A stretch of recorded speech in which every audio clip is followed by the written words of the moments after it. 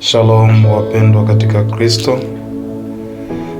Leo tunaendelea na somo letu endelevu, ni wapi Wakristo wanakwama.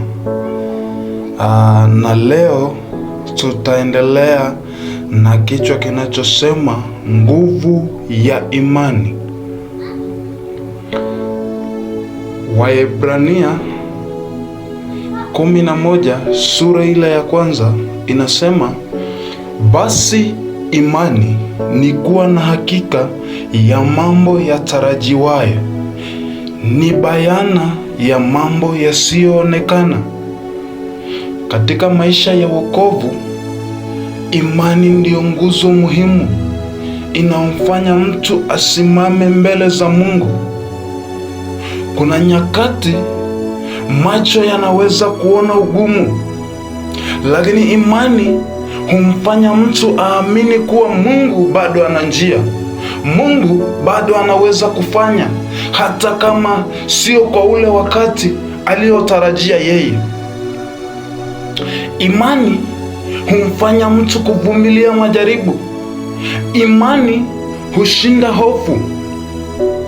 Imani huendelea kuomba Mungu bila kuchoka. Imani humfanya mtu kutegemea nguvu za Mungu.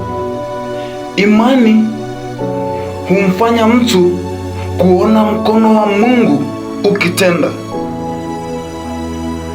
Ukisoma kitabu kile cha Marko 9 mstari wa 23, Yesu akamwambia, ukiweza yote yawezekana kwake aaminie. Mungu hafanyi kazi kwa kuona kwanza, bali kwa kuamini kwanza. Watu wengi walipokea miujiza kwa sababu waliamini kabla hata hawajaona matokeo. Na nipende kuzungumzia njia za kuijenga imani yako. Jambo la kwanza, kuwa karibu na neno la Mungu kila siku.